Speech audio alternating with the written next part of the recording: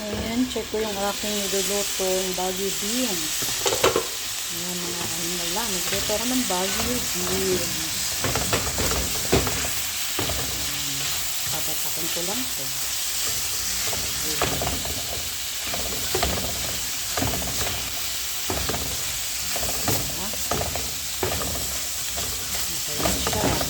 Medyo half cook pa yung ating gulay. Ayoko kasi ng overcook na gulay.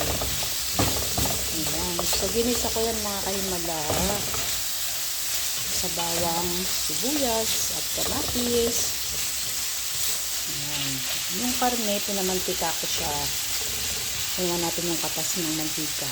Yung taba. So, ayan. Medyo okay na yan. Half cook nga lang.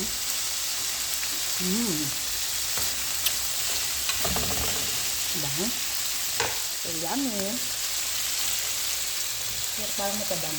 Lagyan natin ng konti pang asin. Ayan. So, yung aking lunch. Tatapakin ko lang siya.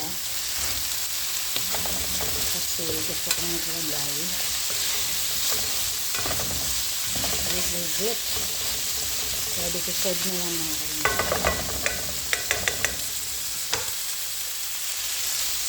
Happy cooking!